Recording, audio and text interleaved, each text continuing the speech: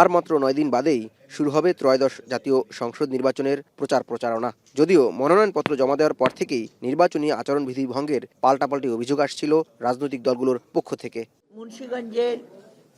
সোমবার জাতীয় প্রেসক্লাবে সাবেক প্রধানমন্ত্রী বেগম খালেদা জিয়ার জন্য জাতীয়তাবাদী নবীন দল আয়োজিত দোয়া মাহফিলে বিএনপির স্থায়ী কমিটির সদস্য সেলিমে রহমান দাবি করেন, সুষ্ঠু নির্বাচনের লক্ষ্যে বিএনপি আচরণবিধি লঙ্ঘন না করলেও কেউ জনগণকে নানা প্রলোভন দেখিয়ে বিভ্রান্ত করছে।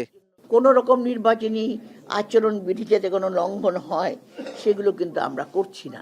নানাভাবে বিভিন্নভাবে বিভ্রান্তিমূলক কথা বলছে, এইভাবে জনগণকে বিভ্রান্ত করার চেষ্টা করা হচ্ছে। মানুষকে লোভ দেখিয়ে লালসা দেখিয়ে আর চলবে না।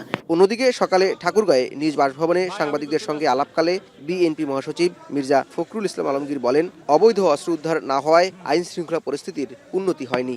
আমরা এটাতে খুব উদ্বিগ্ন, কনসার্ন। বিশেষ মনে করি এটা সরকারের একটা ব্যর্থতাই বলবো যে তারা অস্ত্র উদ্ধার করতে পারেনি এবং এখন পর্যন্ত আইন শৃঙ্খলা পরিস্থিতি সেই রকম একটা উন্নত হয়েছে বলে আমার কাছে মনে হয় না। তবে আমি আশাবাদী, আমি মনে করি যে নির্বাচন চলাকালীন সবাই সেটা ইমপ্রুভ করবে আরো এবং একটা ভালো অবস্থায় আসবে। এ সময় ক্রিকেট বিশ্বকাপে বাংলাদেশের খেলা ও মোস্তাফিজ ইস্যুতে ক্রিকেট বোর্ডের সঙ্গে বিএনপি একমত বলেও জানান মির্জা ফখরুল। বলেন, ভারতের আচরণ বাংলাদেশের জন্য অপমানজনক। নিঃসন্দেহে আমাদের একজন ক্রিকেটারকে অপমান করা হয়েছে। আমরা মনে করি এটা আমাদের দেশকে অপমান করা হয়েছে।